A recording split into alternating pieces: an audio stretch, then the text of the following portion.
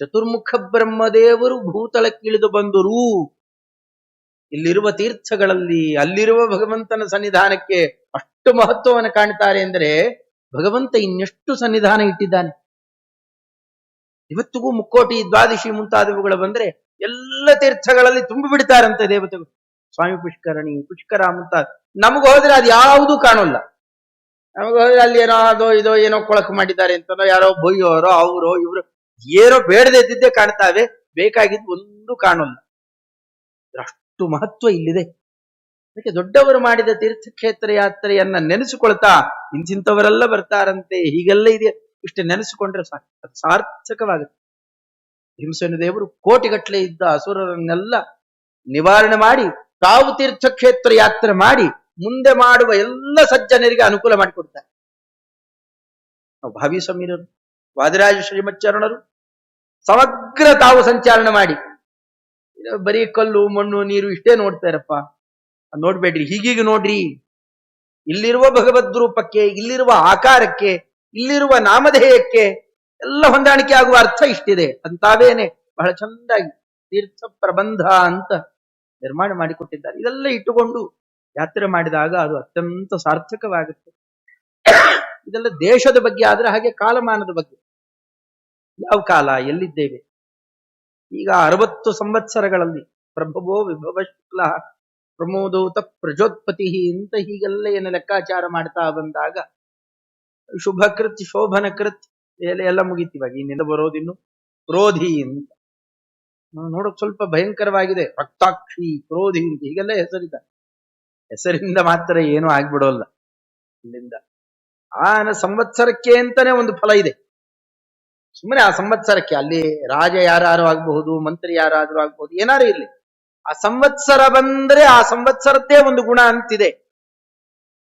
ಆದರೆ ಮತ್ತೆ ಆಯವ್ಯಯ ಕಂದಾಯ ಫಲ ಅಂತ ಒಂದೇ ದಿವಸ ಕೇಳೋದು, ಆಮೇಲೆ ಎಲ್ಲರೂ ಮರ್ತು ಬಿಡ್ತಾರೆ. ಅದನ್ನ ನಮ್ದಲ್ಲಿ ಅಂತ ಕೇಳ್ತಿರ್ತಾರೆ ಅಷ್ಟೇ, ಆಮೇಲೆ ಎಲ್ಲ ಮರ್ತು ಹೋಗುತ್ತಟ್ಟೆ. ಆಮೇಲೆ ಯಾರು ಅದನ್ನೇನು ನೆನಪಿಗಿಟ್ಟುಕೊಳ್ಳೋಲ್ಲ.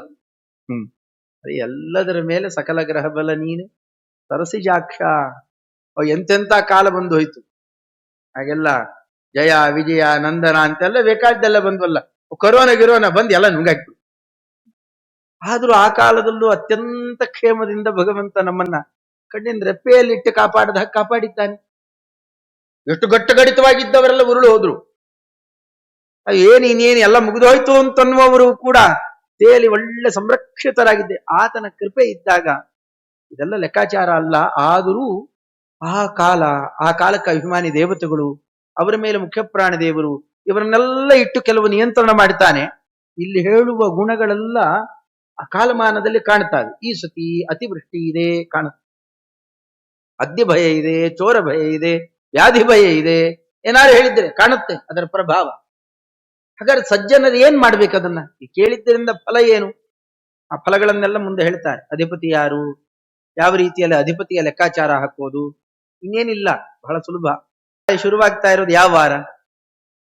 ಮಂಗಳವಾರ. ಮಂಗಳನೇ ಅಧಿಪತಿ. ಸುಮ್ಮನೆ ನೋಡಿದ್ರೆ ಆಯ್ತು. ಅದರಲ್ಲೂ ವೆಂಕಟೇಶ ಶತಾಬ್ದಿ ಪಂಚಾಂಗ ಅಂತ ಸಿಗತ್ತೆ, ಒಂದು ಪುಸ್ತಕ ಮಾಡಿಬಿಟ್ಟಿದ್ದಾರೆ. ಅಂತಹದ್ದು ಬೇರೆ ಬೇರೆ ದಾತೆ ಪಂಚಾಂಗದವ್ರದ್ದು ಸುಮಾರು ವರ್ಷಗಳದ್ದು 200 ವರ್ಷದ್ದೆಲ್ಲ ಕೊಡ್ತಾರೆ ಅಂತ ಕೇಳಿ. ಒಂಟಿಕೊಪ್ಪಲ್ನವ್ರನ್ನು ಎಲ್ಲ ಬೇಕಾಷ್ಟು ವರ್ಷಗಳದ್ದು ಸಿಗತ್ತೆ. ಇವರದ್ದು ವಿಶೇಷ ಏನು ಅಂತಂದ್ರೆ ವೆಂಕಟೇಶ ಶತಾಬ್ದಿ ಪಂಚಾಂಗ ಅಂತ 100 ವರ್ಷದ ಪಂಚಾಂಗ. ಅದು ಹೇಗೆ ಅಂತಂದ್ರೆ 1950ನೇ ಇಸ್ವಿಯಿಂದ 2050ನೇ ಇಸ್ವಿ ತನಕ 24ನೇ ಇಸ್ವಿಯಲ್ಲಿ ಇದ್ದೇವೆ ನಾವು. ಆ ಪಂಚಾಂಗ ತಗೊಂಡೇ ಸಾಧಾರಣ 20 ವರ್ಷ ಆಗೋಯ್ತು, 22 ವರ್ಷ ಆಗೋಯ್ತು ಆಗಲೇ. ಅಂತಹದ್ದು ಅದರಲ್ಲಿ 2 ಲೆಕ್ಕಾಚಾರ. ಇಲ್ಲಿ ಮಹಾರಾಷ್ಟ್ರದ ಕಡೆಯವರದ್ದು ಏನ್ ಲೆಕ್ಕಾಚಾರ ಇದೆ, ನಮ್ಮ ಶುಕ್ಲ ಪಕ್ಷ ಕೃಷ್ಣ ಪಕ್ಷ ಸ್ವಲ್ಪ ವ್ಯತ್ಯಾಸ ಆಗುತ್ತೆ. ಕೆಳಗಿನವ್ರದ್ದು ಮೇಲಿನವ್ರದ್ದು ಅಂತ ಎಲ್ಲಾ ಲೆಕ್ಕಾಚಾರ ಕೊಟ್ಬಿಡ್ತಾರ ಅವರು. 50ನೇ ಇಸ್ವಿ ತನಕ ಪಂಚಾಂಗ ಕೊಟ್ಟಿದ್ದಾರೆ. ಯಾಕೆ ಸಾಧ್ಯ? ಪ್ರತ್ಯಕ್ಷಂ ಜ್ಯೋತಿಷಂ ಶಾಸ್ತ್ರಂ, ಸೂರ್ಯಚಂದ್ರರು ತೋರಿಸುವ ಪ್ರತ್ಯಕ್ಷ ಶಾಸ್ತ್ರ ಅಂತಾರೆ. ಎದುರುಗಡೆಯಲ್ಲಿ ಕಣ್ಣಾರೆ ನೋಡಬಹುದು. ಈ ಹೊತ್ತಿಗೆ ನೋಡಿ, ಇವತ್ತೊಂದು ಗ್ರಹಣ ಇದೆ, ಅದು ಭಾರತಕ್ಕೆ ಗೋಚರ ಆಗೋಲ್ಲ, ಸ್ಪಷ್ಟವಾದ ಉಲ್ಲೇಖ. ಇಲ್ಲಿ ಗೋಚರ ಆಗತ್ತೆ. ಯಾವಾಗ ಗೋಚರ ಆಗುತ್ತೆ? ಇಷ್ಟು ಹೊತ್ತಿಗೆ ಶುರುವಾಗುತ್ತೆ. ಚಂದ್ರಗ್ರಹಣ ಮಧ್ಯರಾತ್ರಿ ಇಷ್ಟು ಹೊತ್ತಿಗೆ ಶುರುವಾಗುತ್ತೆ. ಇಷ್ಟು ಹೊತ್ತಿಗೆ ಮಧ್ಯಕಾಲ, ಇಷ್ಟು ಹೊತ್ತಿಗೆ ಬಿಡುತ್ತೆ ಬಿಡುತ್ತೆ ಕಾಣ್ತಾ ಇದ್ದೇವೆ.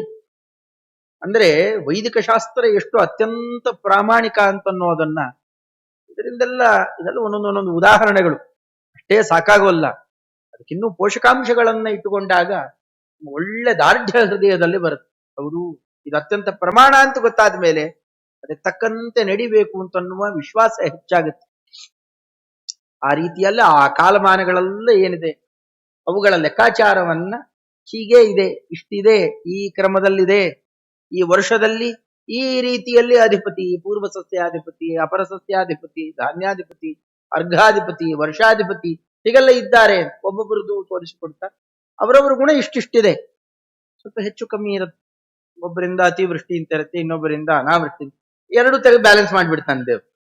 ಬಟ್ ಆ ಕ್ರಮದಲ್ಲೆಲ್ಲ ಇರುತ್ತೆ. ಸ್ವಲ್ಪ ಅಲ್ಲಿ ವ್ಯತ್ಯಾಸ ಕಂಡು ಬಂದಲ್ಲಿ ಕೆಲವು ಗ್ರಹಗಳ ನಿಮಿತ್ತದಿಂದಲೋ ಅವರ ವರ್ಷಾಭುಕ್ತಿಯಿಂದಲೋ ದಶಾಭುಕ್ತಿನೋ ಯಾವ್ದಾವ್ದು ಬೇರೆ ಬೇರೆ ಕ್ರಮದಿಂದಲೋ ಗೋಚಾರ ಕ್ರಮದಲ್ಲೂ ವ್ಯತ್ಯಾಸ ಕಂಡು ಬಂದರೆ ಅಂಥವ್ರಿಗೂ ಸ್ವಲ್ಪ ಸೂಚನೆಯನ್ನು ಕೊಟ್ಟಿರ್ತಾರೆ. ಸ್ವಲ್ಪ ಎಚ್ಚರಿಕೆ ಇರಲಿ. ಕಂದಾಯ ಫಲದಲ್ಲಿ 3-0 ಬಂತು ಅಂತಂದ್ರೆ ಸ್ವಲ್ಪ ಎಚ್ಚರಿಕೆಯಿಂದಿರಬೇಕು.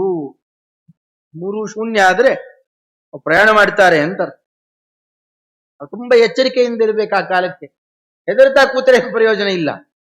ಇನ್ನಷ್ಟು ಆ ಕಾಲಕ್ಕೆ ದೇವತಾರಾಧನಾದಿಗಳನ್ನು ಮಾಡುವುದು, ಅದಕ್ಕೆ ತಕ್ಕಂತೆ ಏನ್ ಬೇಕೋ ಅದರ ಪರಿಹಾರಕ್ಕೆ ಏನಾರು ಸೂಚನೆ ಏನು ಕೊಟ್ಟಿರ್ತಾರೆ ಅಂತಹದನ್ನ ಆಚಾರ್ಯರು ಐತರೇಯ ಭಾಷ್ಯಾದಿಗಳಲ್ಲೆಲ್ಲ ಅದನ್ನು ಉಲ್ಲೇಖ ಮಾಡಿದ್ದಾರೆ. ಈ ಸ್ವಪ್ನದಲ್ಲಿ ಅಥವಾ ಬೇರೆ ಬೇರೆ ತರಹದಿಂದ ಮರಣ ಸೂಚನೆ ಆದ್ರೆ ಅವು ಎಂತೆಂಥ ಹೋಮಗಳನ್ನು ಮಾಡಬೇಕು, ಅವರೇನೇನು ಅದಕ್ಕೆ ಪ್ರಾಯಶ್ಚಿತ್ತಾದಿಗಳನ್ನ ಆಚರಣೆ ಮಾಡಬೇಕು. ಅಕಾಲ ಮೃತ್ಯುವನ್ನ, ಕಾಲ ಮೃತ್ಯು ಅಂತ ಬರುತ್ತೆ, ಆ ಕಾಲ ಇದ್ದ ಆಗ್ಲೇಬೇಕು, ಅದು ಯಾರು ತಪ್ಪಿಸಲಿಕ್ಕಾಗಲ್ಲ. ಆಗ ಆದ್ರೆ ಅಕಾಲ ಮೃತ್ಯುವನ್ನ ಮಾತ್ರ ಎಲ್ಲ ಭಗವಂತನ ಪಾದೋದಕ ತೀರ್ಥ ತಗೊಳ್ತಾ ಇದ್ರೆ ಕಳ್ಕೊಂಡ್ಬಿಡ್ಬೋದು. ಉಪಾಯ ಇದೆ, ನಮಗಷ್ಟು ಶ್ರದ್ಧೆ ಬೇಕಷ್ಟೇ. ಬೇರೆ ಔಷಧಿ ಅಲ್ಲ, ಕಾಸ್ಟ್ಲಿ ಔಷಧಿ ಯಾವುದೋ ದೇಶದಿಂದ ತರ್ದು ಏನು ಬೇಡ. ಸಾಲಿಗ್ರಾಮಕ್ಕೆ ಭಕ್ತಿಯಿಂದ ಮಾಡಿದ ಅಭಿಷೇಕದ ತೀರ್ಥ ಶ್ರದ್ಧೆಯಿಂದ ತಗೊಂಡ್ರೆ ಮೃತ್ಯು ಬೇರೆ ಅಲ್ಲಿ ಇಲ್ಲಿ ಮೃತ್ಯುವಿನ ತನಕ ಕರ್ಕೊಂಡು ಹೋಗೋ ಬೇರೆ ರೋಗ ಅಲ್ಲ, ಅಕಾಲ ಮೃತ್ಯುವೇ ನಾಶ ಆಗಿ ಹೋಗುತ್ತೆ. ಎಲ್ಲ ಔಷಧಿಗೂ ಅದು ಬೇಕೇ ಬೇಕು. ವಿಶ್ವಾಸ ಫಲದಾಯಕ, ಆ ಕ್ರಮದಲ್ಲಿ ಅದನ್ನು ತಿಳಿದು ಮಾಡಬೇಕು. ಅದನ್ನ ಸಾಮಾನ್ಯ ಕ್ರಮದಲ್ಲಿ ಅರ್ಥ ಮಾಡಿಸಿಕೊಡುವಂತಹ ಒಂದು ಒಳ್ಳೆ ಕಾಲಮಾನ ಯುಗಾದಿ ಅಂತ. ಇದನ್ನ ಅದು ಆಚರಣೆಯಲ್ಲಿ ಬರ್ತಾ ಬಾಯಲ್ಲಿ ಸ್ವಲ್ಪ ಬದಲ ಉಗಾದಿ ಅಂತೆಲ್ಲ ಏನೇನಾಗಿದೆ. ಯುಗದ ಆದಿ ಅಂತನ್ನುವ ಬೇರೆ ಬೇರೆ ಮನ್ವಾದಿಗಳು ಯುಗಾದಿಗಳೆಲ್ಲ ಇದ್ದಾಗ ಅದರಲ್ಲಿ ಈ ಯುಗಾದಿ ಲೆಕ್ಕಾಚಾರವನ್ನ ಆರಂಭ ಮಾಡಿದ ಕ್ರಮ ಇಲ್ಲಿಂದ ಶುರುವಾಗಿದೆ ಎನ್ನುವುದನ್ನ ತೋರಿಸಿಕೊಡ್ತಾರೆ. ಅಲ್ಲಿ ಭಗವಂತನದ್ದೇ ಕಾಲರೂಪದ ಚಿತ್ರಣ ಇದೆ. ಯೋಯಂ ಕಾಲಃ ತಸ್ಯತೆ ಅವ್ಯಕ್ತ ಬಂಧು. ಇದು ದೇವಕಿ ದೇವಿಯರು ಕೃಷ್ಣ ಪರಮಾತ್ಮನನ್ನ ಕಂಡ ಒಡನೆ ಮಾಡಿದಂತಹ ಅದ್ಭುತ ಸ್ತೋತ್ರ. ನಿಮೇಶಾದಿಹಿ ವತ್ಸರಾಂತೋ ಮಹೀಯಾನ್. ಒಂದು ನಿಮಿಷ ಅಂತನ್ನುವ ಲೆಕ್ಕದಿಂದ ಹಿಡಿದು ಒಂದು ಸಂವತ್ಸರ ಅನ್ನುವ ಲೆಕ್ಕದ ತನಕ ಪ್ರತಿಯೊಂದೂ ನಿಯಂತ್ರಣ ಮಾಡತಕ್ಕಂತಹ ದೊರೆ ನೀನು. ಅದರಲ್ಲಿ ಕಾಲ ಅನ್ನುವ ನಿನ್ನದೇ ರೂಪ ಇದೆ. ಕಾಲಾಂತರ್ಗತ, ಕಾಲ ನಿಯಾಮಕ, ಕಾಲಾತೀತ, ತ್ರಿಕಾಲಜ್ಞ. ಇಷ್ಟರ ಮೇಲೆ ಕಾಲ ನೀನೇ ಕಲನಾಥ್ ಕಾಲ ಉಚ್ಯತೆ. ಎಲ್ಲವನ್ನ ನಾಶ ಮಾಡಿಬಿಡ್ತಾನಲ್ಲ. ಕಾಲಕ್ಕೆ ಒಂದು ಶಕ್ತಿ ಇದೆ. ಕಾಲ ಅಂದ್ರೇನು? ನಾಶ ಮಾಡುವಂತಹದ್ದು ಅಂತ ಅರ್ಥ. ಕಾಲಕ್ಕಿನ್ನೇನು ಅಲ್ಲ. ಸುಮ್ಮನೆ ಕಾಲ ಬಿಟ್ಟಿರಿ. ಒಂದು ಹಣ್ಣು ಬೆಳಗ್ಗೆ ತಂದು ಸುಮ್ಮನೆ ಇಟ್ಟಿರಿ, ಏನಾಗುತ್ತೆ? ಅಡಿಗೆ ಮಾಡಿ ಬೆಳಗ್ಗೆ ಇಟ್ಟಿದ್ದರೆ ಸಾಯಂಕಾಲದ ಹೊತ್ತಿಗೆ ಏನಾಗುತ್ತೆ? ತಾನಾಗೆ ಹಾಳಾಗೋಗುತ್ತೆ. ಏನೋ ಒಂದು ತಂದು ಸುಮ್ಮನೆ ಬಿಟ್ಟಿದ್ರೆ ಬೀದಿಯಲ್ಲಿ, ಯಾರು ಏನೋ ಮಾಡೋದು ಬೇಡ, ಸುಮ್ಮನೆ ಬಿಟ್ಟಿದ್ರೆ ಗಿಳಿ ಬಿದ್ದಿರುತ್ತೆ. ಒಂದ್ 4 ದಿವಸ ನೋಡ್ತಾ ಇದ್ರೆ ಅದೇನ ಗಾಳಿ, ಆ ಬಿಸಿಲು, ಅದು ಇದು ಬಿದ್ದು ತಾನಾಗಿ ಅಲ್ಲೆಲ್ಲ ಪರಿಹಾರನೂ ಆಗೋಗಿದೆ.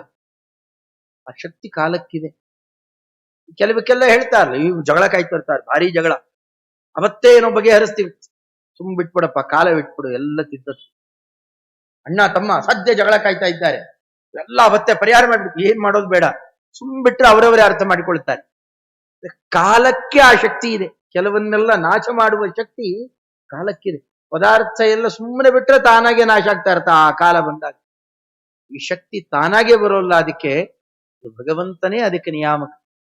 ನಾವು ಕಾಲ ನಿಮಿತ್ತ ಉತ್ಸವ ಮಾಡುವಾಗೆಲ್ಲ ಕಾಲನಾಮಕನಾಗಿ ಶ್ರೀಹರಿಯೇ ಇದ್ದಾನೆ. ಮಹಾಕಾಲವನ್ನು ನಿಯಂತ್ರಣ ಮಾಡ್ತಾನೆ. ಅದರಲ್ಲಿ ಅವಾಂತರ ಕಾಲ, ದಿನ ಅಂತ ಒಂದು ಕಾಲ, ಪಕ್ಷ, ಮಾಸ, ಋತು ಅಯನ, ಸಂವತ್ಸರ ಎಲ್ಲ ಅವಾಂತರ ಕಾಲಗಳು. ಈ ಕಾಲಗಳೆಲ್ಲ ನದಿಯ ನೀರಿದ್ದ ಹಾಗೆ. ನದಿಯಲ್ಲಿ ಒಂದಲ್ಲ ಒಂದು ನೀರು ಹರಿತಾನೆ ಇರುತ್ತೆ, ಒಂದೇ ನೀರು ಇರೋಲ್ಲ, ಒಂದಲ್ಲ ಒಂದು. ಹಾಗೆ ಕಾಲ ಪ್ರವಾಹ ನಿತ್ಯ. ಅದು ಪ್ರವಾಹತಃ ಅನಾದಿ ಮತ್ತು ನಿತ್ಯ. ಅದರಲ್ಲಿ ಬರುವಂತಹ ಅವಯವಗಳು ಬಂದು ಬಂದು ಹೋಗ್ತಾ ಇರ್ತಾರೆ. ಎಲ್ಲ ನಿಯಂತ್ರಣ ಮಾಡುವ ಒಂದು ಭಗವದ್ ರೂಪ ಇದೆ. ಇದನ್ನ ತೋರಿಸಿಕೊಡೋದಲ್ಲದೇನೆ ಇಲ್ಲಿ ಇದೊಂದು ಒಳ್ಳೆಯ ಉತ್ಸವದ ಕಾಲಮಾನ. ಒಂದು ಸಂವತ್ಸರವನ್ನ ಆರಂಭ ಮಾಡುತ್ತೆ. ಪಾಶ್ಚಾತ್ಯರಾದ್ರೆ ಈ ಜನವರಿ, ಫೆಬ್ರವರಿ ಅದು ಇದು ಅಂತ ಮಾಡಿಕೊಳ್ತಾರೆ. ನಮ್ಮಲ್ಲಿ ಆ ರೀತಿಯ ಲೆಕ್ಕಾಚಾರ ಅಲ್ಲ. ಅದರಲ್ಲೂ ಅವರಲ್ಲೆಲ್ಲ ತುಂಬಾ ವ್ಯತ್ಯಾಸ ಆಯ್ತು ಅಂತೆಲ್ಲ ಕಥೆಗಳನ್ನು ಹೇಳ್ತಾರೆ. ನಾನು ಅಲ್ಲಲ್ಲಿ ಕೇಳಿರೋದು. ಮೊದಲು ಬರೀ 10 ತಿಂಗಳಿತ್ತಂತೆ, ಆಮೇಲೆ ಮತ್ತೆ ಒಂದ್ 2 ತಿಂಗಳೇನೋ ಸೇರಿಸ್ಕೊಂಡ್ರಂತೆ, ಆಗಸ್ಟ್ ಮುಂತಾದವುಗಳನ್ನು. ಎಲ್ಲ ವ್ಯತ್ಯಾಸ ಆಗ್ಬಿಟ್ಟಿದೆ ಬೇರೆ ಈಗ. ಅಲ್ಲಿ ಅದು ಅವ್ರ ಕಡೆಗೆ ಹೇಳ್ಕೊಳ್ಳೋದು ಯಾವುದು, ಡಿಸೆಂಬರ್ ಅಂತ, ದಶಂಬರ ಅಂತ. ದಶ ಅಲ್ಲ, ಅದು ದ್ವಾದಶ ಆಗ್ಬೇಕದು. ನವಂಬರ ಅಂತ, ಅದು ನವಂಬರ್ ಆಗಿದೆ. ನವಂಬರ್ ಅದು 9, 10 ಅಂತ ಹೇಳ್ಕೊಳ್ತಾರೆ. 9, 10 ಅಲ್ಲ, ಅದು 11, 12. ಮಧ್ಯದಲ್ಲಿ ಅವನ ರಾಜನ ಹೆಸರು ಹೇಳ್ತಾರೆ, ಜೂಲಿ ಸೀಸರ್ ಅಂತ. ಅವನ ಹೆಸರು ಸೇರಿಸು, ಜುಲೈ ಅಂತ. ಅವೆಲ್ಲ ಸೇರ್ಕೊಳ್ತು, ಏನೇನೋ ಆಯ್ತು ಅಂತ ಕಥೆಗಳನ್ನೆಲ್ಲ ಕೇಳ್ತೇವೆ. ಅಂದ್ರೆ ಸರಿಯಾದ ಕ್ರಮದ ಕಾಲಮಾನದ ವ್ಯವಸ್ಥೆಯನ್ನು ಅವರುಗಳಿಗೆ ಮಾಡ್ಕೊಳ್ಳಿಕ್ ಬಂದಿಲ್ಲ. ನಮ್ಮ ಕಾಲಮಾನವನ್ನ ಅವರ ಕಾಲಮಾನವನ್ನ ಹೊಂದಾಣಿಕೆ ಮಾಡ್ಲಿಕ್ಕೆ. ಆದ್ರೆ ಹೊಂದಾಣಿಕೆ ಇದೆ.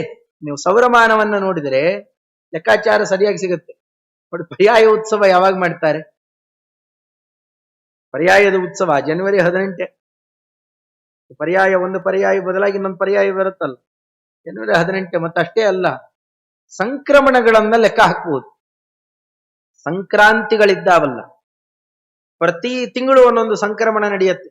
ಸಂಕ್ರಮಣ ಅಂತಂದ್ರೆ ಸೂರ್ಯ ಒಂದು ರಾಶಿಯಿಂದ ಮತ್ತೊಂದು ರಾಶಿಗೆ, 12 ರಾಶಿ, ಒಂದು ರಾಶಿಯಿಂದ ಇನ್ನೊಂದು ರಾಶಿಗೆ ಸಂಚಾರ ಮಾಡುವ ಕಾಲ, ಆಕ್ರಮಣ ಮಾಡಿ ಹೋಗೋದು. ಸಾಧಾರಣ ಸಂಕ್ರಮಣ ಪಂಚಾಂಗ ಸುಮ್ಮನೆ ಕೈಯಲ್ಲಿ ಇಟ್ಕೊಂಡು ನೋಡ್ರಿ, ಇವೆಲ್ಲ ಅದ್ಭುತ ಚಮತ್ಕಾರ ಇದು. 14, 15, 16 ಈ ಆಂಗ್ಲೀಯರ ಕ್ಯಾಲೆಂಡರ್ ಪ್ರಕಾರ 14 ಅಥವಾ 15 ಅಥವಾ 16, ಪ್ರಾಯ 15 ಬರುತ್ತೆ. ಅದೇ ಹೊತ್ತಿಗೆ ಬರುತ್ತೆ. ಸಂಕ್ರಾಂತಿ ಯಾವಾಗ ಅಂತ ಕೇಳಿರ್ಬೇಕಾದ್ರೆ ಮಕರ ಸಂಕ್ರಾಂತಿ, ಕರ್ಕ ಸಂಕ್ರಾಂತಿ ಯಾವಾಗ ಅಂದ್ರೆ ಈ 3 ದಿವಸದಲ್ಲಿ ಒಂದು ದಿವಸ. ತುಂಬಾ ವಿರಳ ಅದ್ ಮುಂದಕ್ಕೆ ಹೋಗೋದು, 17ಕ್ಕೆ ಹೋಗೋದು ಸ್ವಲ್ಪ ವಿರಳ. ಈ 3 ದಿವಸದೊಳಗಾಗತ್ತೆ. ಈ ಹೊಂದಾಣಿಕೆ ನೋಡಿಕೊಂಡೇ ಒಂದು ವ್ಯವಸ್ಥೆ ಮಾಡಿಕೊಂಡಿದ್ದಾರೆ. ಇದರ ಸೌರಮಾನಕ್ಕೆ ತುಂಬಾ ಹೆಚ್ಚು ಹೊಂದಾಣಿಕೆ ಆಗುವಂತಹದ್ದು ಅದು. ಇದೆಲ್ಲ ನಮ್ಮ ಸುತ್ತಮುತ್ತಲು ನಡೀತಾ ಇರುವಂತಹ ನಾನಾ ತರಹದ ಸಂಸ್ಕೃತಿಗಳು. ಎಲ್ಲ ಚೆನ್ನಾಗಿ ಅದನ್ನ ಅರ್ಥ ಮಾಡಿಕೊಂಡಿರ್ಬೇಕಾಗತ್ತೆ. ಅದರ ಬಗ್ಗೆ ಎಲ್ಲ ತಿಳಿಸಿಕೊಡ್ತಾ ಸಂವತ್ಸರ ಆರಂಭ ಆಗುವುದು ಈ ಕಾಲಮಾನದಲ್ಲಾದ್ರಿಂದಾಗಿ ಇಲ್ಲಿ ನಡೆಸ್ತಕ್ಕಂತಹ ಉತ್ಸವ ವಿಶೇಷ. ಈ ಕಾಲಮಾನ ಎಲ್ಲ ಉತ್ಸವದ ಕಾಲಮಾನವೇ. ಫಾಲ್ಗುಣ ಬಂತು ಅಂತಂದ್ರೆ ಉತ್ಸವ ಶುರುವಾಗುತ್ತೆ. ಯಾಕೆಂತಂದ್ರೆ ಉತ್ತರಾಯಣ ಶುರುವಾಗಿರುತ್ತೆ. ಮಾಘ ಫಾಲ್ಗುಣಗಳಲ್ಲಿ ಎಲ್ಲ ಕಡೆಯಲ್ಲೂ ದೇವಸ್ಥಾನಗಳಲ್ಲಿ ಜಾತ್ರೆ ಇವಾಗಲೇ. ದೊಡ್ಡ ದೊಡ್ಡ ರಥೋತ್ಸವಗಳೆಲ್ಲ ಹೋಳಿ ಹುಣ್ಣಿಮೆ ಮುಂತಾದ ಹಿಂದೆ ಮುಂದೆ ಆ ಕಾಲಕ್ಕೇನೆ ಎಲ್ಲ ಕಡೆಯಲ್ಲಿ ದೊಡ್ಡ ದೊಡ್ಡ ರಥೋತ್ಸವಗಳು. ಆ ಉತ್ಸವಗಳದ್ದೆಲ್ಲದರದ್ದು ಕಾಲಮಾನ ಇದು. ಅದರಲ್ಲಿ ಸಂವತ್ಸರ ಆರಂಭ ಆಗತಕ್ಕಂತಹ ಮೊದಲನೇ ದಿವಸ ಪ್ರತಿಪತ್ತಿಥಿ ನಾಳೆ ಬರೋದಾದ್ರಿಂದಾಗಿ ಸಾಧಾರಣ ಏನ್ ಹೇಳ್ತಾರಲ್ಲಿ, ಈ ರೀತಿ ಆಚರಣೆ ಮಾಡ್ಬೇಕು ಅಂತ. ನಾಳೆ ಸಂಜೆ ಪಂಚಾಂಗ ಶ್ರವಣ ಮಾಡಿಸ್ತಾರೆ. ಪಂಚಾಂಗ ಶ್ರವಣ ಮಾಡಿ ಊಟ ಮಾಡ್ಬೇಕು ಅಂತಿದೆ, ಅದನ್ನು ವಸ್ತುಸ್ಥಿತಿಯಲ್ಲಿ ಹೇಳುವಾಗ. ಆದ್ರೆ ಆ ಸಂಜೆ ಹೊತ್ತಿಗೆ ಮಾಡ್ಲಿಕ್ಕೆ ಎಲ್ಲರಿಗೂ ಅನುಕೂಲ ಅಂತ ಆ ಹೊತ್ತಿಗೆ ಸೇರ್ತಾರೆ. ಆ ಹೊತ್ತಿಗೆ ಸೇರೋ ಹೊತ್ತಿಗೆ ಹಬ್ಬದ ಆಚರಣೆ ಹೇಗೆ ಮಾಡ್ಬೇಕು ಅಂತ ಹೇಳಿದ್ದಾರೆ, ಮುಗದೆ ಹೋಗುತ್ತೆ.